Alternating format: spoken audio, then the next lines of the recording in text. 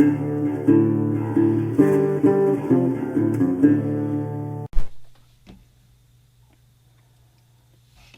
guys, welcome back. Today, I have something very special. This is the CETME C308. And it's a gun that I think deserves an epic montage leading it in. So here it is.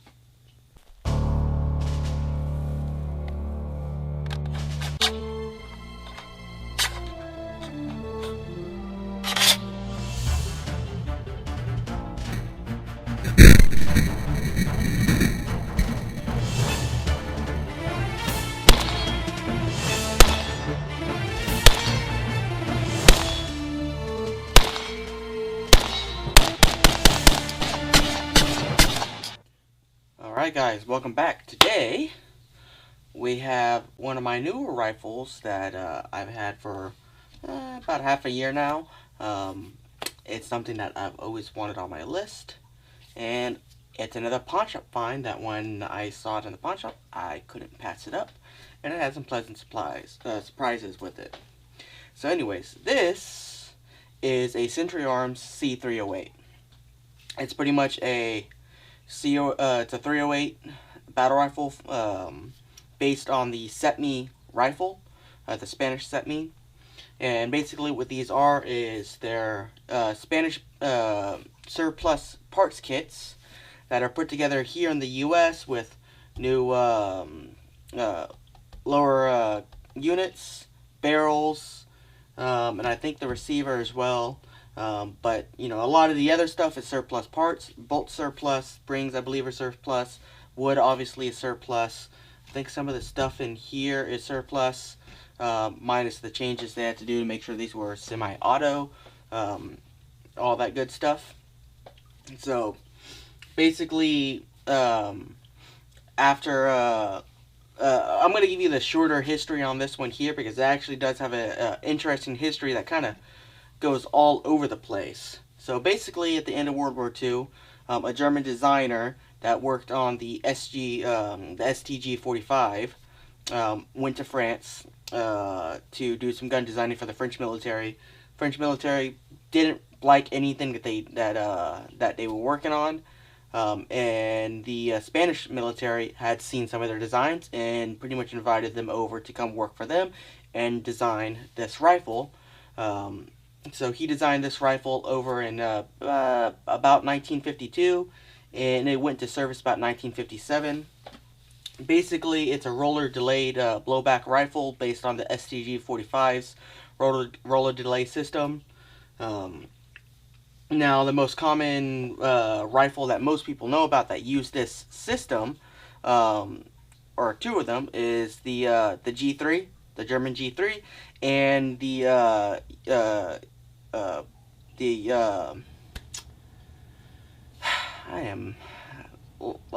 can't think of it right now, but the G5 is the most common that most people think of, which looks the most like this, but this rifle actually came first before the G3. However, most of the parts are interchangeable. As far as I know, most of the furniture is interchangeable. Magazines are 100% interchangeable. For instance, this is a surplus CETME magazine, as a slight curve, 20 rounder, but these are surplus G3 mags, and these are 5 rounders. These were probably training rounds, training mags, from what I understand.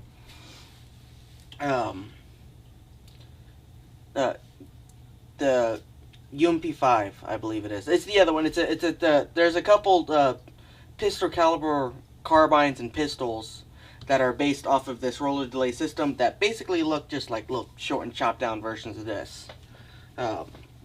So, what's real cool about this is it is a full powered battle rifle in 308 or 7.62x51 NATO.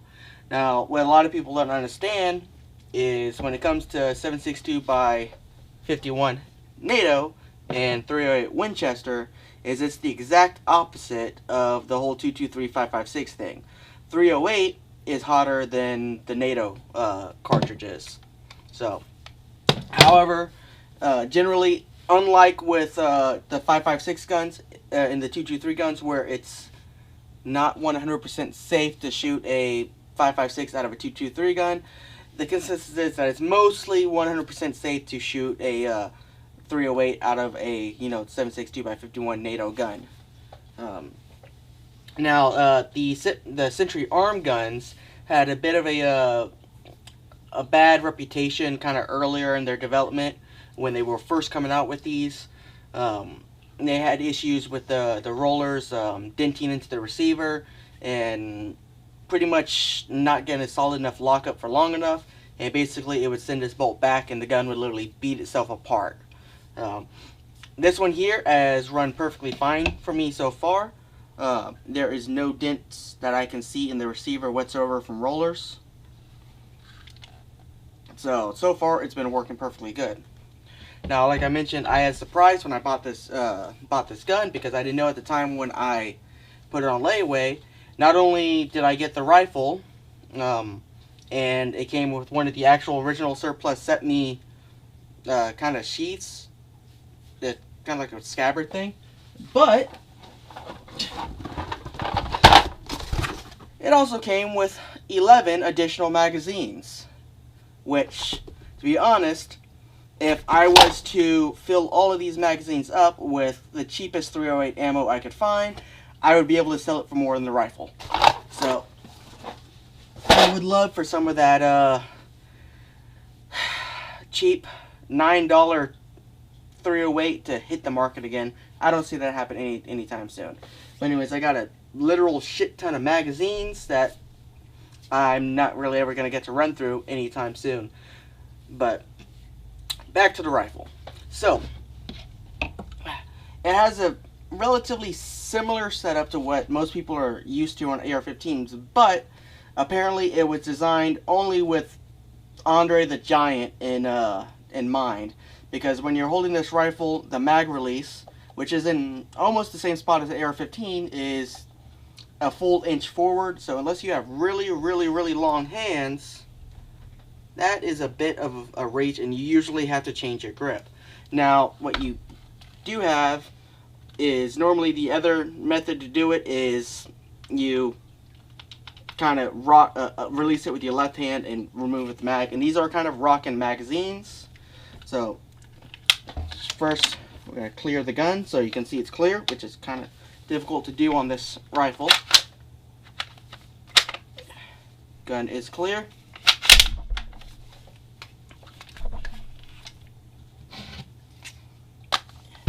And you pop it in the front. And it's weird doing it upside down, but there's a little locking lug right there. Yeah, and just like that. And of course, if you're swapping it out, you hit it with your kind of finger and just kind of pull and rock. So it takes some getting used to. It's got a slightly different manual of arms than most people in the US are used to, generally because, well, these never made any kind of major appearance here in the US. Currently, I don't believe that... No, actually, Century Arms is still producing these, and they have a different configurations. They have the classic wood. You can get them with polymer stocks made in the US. You can get them with shorter barrels. They make a pistol version of this. All kinds of stuff. The safety is only on the left side of the gun and not on the right, which I don't understand why it wouldn't be, because, I mean, you have the knob right here. But then again, it's on the left, and once again, it's better than the mag release, but it is a little high up, and it is pretty stout, but it's not horrible. Now, the biggest complaint on these guns is the absolutely infuriatingly horrible trigger. I will without a doubt say that this trigger is worse than any other firearm I own.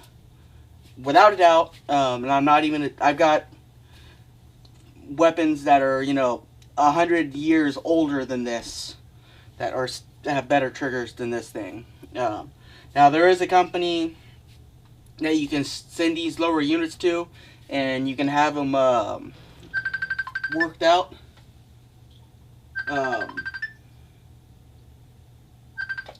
You can have them reworked and have them, you know, trigger jobs done on them. And they're supposed to improve them quite a bit, which I'm probably end up going to do with this. Because I do want to use this as a hunting and long-range rifle, long-ish range rifle. But you know, the trigger as of now is horrible. It's usable, but it is kind of, you know, nasty. And the cool thing is, unlike an AR-15, the lower is not the firearm or serialized part on this gun, so you can send this to the mill no problem. I think the company, they generally have a turnaround of a couple weeks.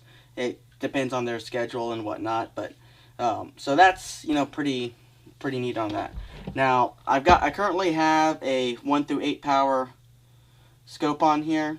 It's a UTG AccuShot, which I'm gonna have a full review on this thing later on. But if you can see here, it has a kind of it doesn't have the G3 or the G3 style drum sight where it kind of rotates. It actually has a rotating sight on it. You can have, you know, it's kind of open buckhorn style notch sight, and then you have a couple apertures. And of course, up front you have a nice shielded post on it.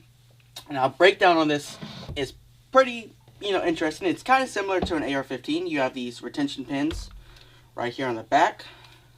You just kind of pop them. They're a little tricky. Sometimes you have to get squeeze in these little retainers, and then once you do that, they pop down pretty easily.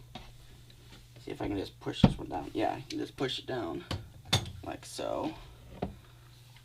And pull the pins out. Now about the pins, the cool thing is you have retainers for your pins so you don't lose them right here in the stock. You can see I already almost lost one. After you pull that off, your butt stock and your spring comes out. You can then rotate your trigger group down, and then if you want, now when I did this last time, it was hung up a little bit and it took there we go, a little bit of effort to get the bolt carrier group out. And as you can see, it's a pretty hefty bolt carrier group. And like I said, this is a surplus part from CETME out of Spain. You can see the roller lockups there. Basically how this works is, I believe it's this wedge angle here is what determines how this locks up. I'm not 100% sure on this system. Personally, I don't like the idea of just those rollers being the only thing that really, you know, locks the gun back. I'm a huge fan of the rotating bolt, which is a proven system. There's no need to really change what's, you know, what there is. But from here, if you wanted to, I believe, I'm not sure that you don't really need to take out your charging handle, but I believe there is a way to take it out. I haven't messed with it because generally at this point you don't need to take off your charging handle at all.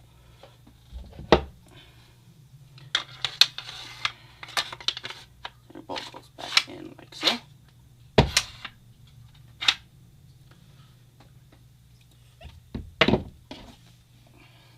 So it is kind of, it is a pretty modular system.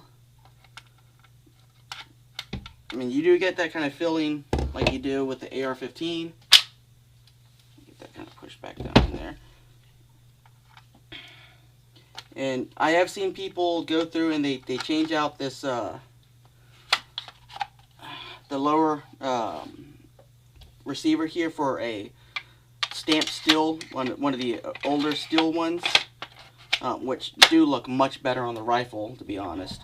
But of course, you do have to worry about making sure that you have a semi-auto capable lower receiver. You know, you got to keep the AFT, you know, happy. What's going on here? Is it not? Oh, there it is. So it's certainly not quite AR-15 modular, but it is a fairly modular system. I haven't decided whether or not I'm going to modify this one yet. My main issue with the gun is it has a really long buttstock, and so for me, it's kind of a long reach. My front grip is here, just at where the barrel is, as opposed to out here where I would like it to be. They do make adapter kits for this, where you can get Picatinny rail for this. You can get all different types of folding stocks. They have a AR-15 adapter on here to where you can put an AR-15 buffer tube and buttstock. The only problem is with those, they tend to have your cheek weld really low, so you have to get a stock that has a cheek riser on it. These guns are known to be fairly accurate as far as how they're set up. The US barrel is supposed to be good quality. I've only had a chance to shoot 2 full mags through this gun so far, and that is simply because, well, you know, I can't afford it, because, you know, prices are ridiculous. Right now in my area, a 20 round box of M80 ball is about 25 bucks, and I've seen it as much as 50 bucks, and that's just today. So I can't really afford to blast this thing as much as I would like. I wish I thought I had to bulk up on a bunch of cheap steel case ammo back when it was available, but at the time I only had my Remington 700 bolt gun, so I didn't need a ton of ammo to blow through. So I do have some hunting cartridges. I do have, you know, a little bit of M80 ball, but I'm kind of low. So, where was that on this? So, the cool thing about this gun, let's go over some bad things. So, bad on it is it's heavy. This gun unloaded is my heaviest semi-auto rifle. Without the scope and without ammo, these weigh about 9 pounds, give or take. And that's surprising, seeing how everything on it is stamped. I mean, every little thing is stamped on this thing, lower receiver. So you would think this thing should be lighter, but if you can see, it does have a pretty heavy profile barrel on it. Now, Century Arms does include this chevron style flash hider and muzzle brake, which actually works really well. There's actually a good amount of people that will actually buy this flash hider just to put it on their PTR-91s, because it is such a good flash hider, and apparently it's good for anything 30 cal. So I don't know what the thread rate is on the barrel, but I've heard that people buy those and put them on bolt guns occasionally as well. So this thing is heavy. It does produce quite a bit of heat right here, and a lot of heat on the barrel and this grip. I've heard people that have the plastic or the composite G3 style handguards that don't have as many holes in it. It will get really, really hot. So generally the wood ones tend to be the coolest running. If I was to modify this to be more of a tactical style rifle, I would probably put a vertical foregrip on it, which for me would make this a lot more comfortable of a gun to handle and haul around, seeing how it's really heavy. So I've seen these set up as DMR rifles. I've seen them set up as, kind of long range semi-auto sniper rifles. And then I've seen them set up, pretty much ran as iron sight, close mid-range DMR rifles. There are quite a few torture tests of these out there. The problem is with this system here is because there is no dust cover or anything like that, there, is quite a good possibility of dirt and mud getting in there. However, it does fit pretty snugly on there. As far as that, I believe. Yeah. So, and of course, with this here, this gun, the one thing everyone loves about this gun, they see this style, and especially with the MP5, the G3, is the slap. You gotta love that. That is probably the one thing, the most satisfying thing about this gun, is when you load it up and do the slap. Now, it doesn't have a last round holdover. I don't believe there are any magazines that have last round holdovers on them either. Even if they did, it wouldn't matter because as soon as you take out the mag, the bolt will close. So generally the operation of arms is for this. When you reload is on your last shot. You find out when you get that last click, drop your, bring your bolt back, lock in place, drop into your new mag, slam her down, good to go. Now, I'm trying to think of anything else on this. The polymer grips on these, it's okay. I don't particularly like it all that much. The metal ones do look a lot nicer. They're hard to come by. So good luck finding on that. Now, as far as operating, this one here has been 100% reliable for me so far. It has been good as far as accuracy goes, especially with this scope here. I haven't had a chance to really stretch it out real far yet, and I'm hoping to get there. But it does seem to handle quite well, and it hasn't given me any issues as of yet. Now, like I said, some of the older generation guns, they did have that problem. They had some problems beating themselves apart. Some of them weren't super reliable. This one, so far, seems to be doing good. So, if you see one of these, they are cheaper. For instance, the PTR-91s, quite a bit more expensive than the Century Arms. This one here, I got it from a pawn shop. I think it was $900 before taxes. And like I said, I got 12 magazines with it and a scabbard on it. I think the PTRs are close to double. And the PTRs are known to be slightly better rifles as far as their build quality. But if you have a budget, you're not going to notice that big of a difference between the PTR and the Century Arms as far as that. Personally, I like the wood look on it. That's actually the only reason I actually picked this gun up and paid any mind to it, because it had wood on it, because I'm a sucker for old wood on guns. So the PTRs, you can get the wood for it. I don't know if there's an original G3 wood stock for it. I don't believe G3 ever used wood, but the CETME wood should fit on the PTR-91. Now, the PTR-91 is more of a clone of the G3 as opposed to the CETME, which is a clone, or the Century Arms, which is a clone of the CETME. So keep that in mind, but generally you're getting the same thing. Now, I do know Century Arms makes they don't make a UMP, but they do make the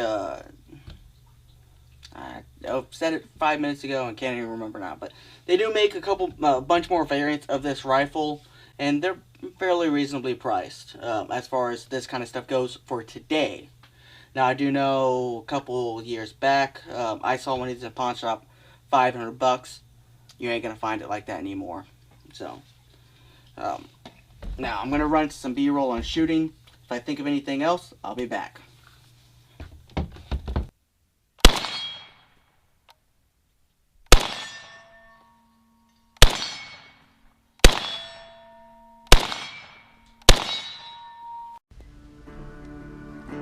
Be sure to come over here and subscribe. And of course you have to hit the little bell, otherwise we won't show up in your notifications each time we post a new video. And check us out on Facebook and give us a like. We post all of our content there as well, as long as some pictures that we take. Speaking of Instagram, you can check us out on Instagram too. We post all of our pictures, some short clips that don't end up on YouTube, along with a little bit of funny stuff, some game recipes, and so be sure to check us out on Patreon. We could always use the support. We got a lot of cool stuff coming up, but that stuff kind of isn't cheap, so every little bit of support helps and will help us get out some good content for everyone to see.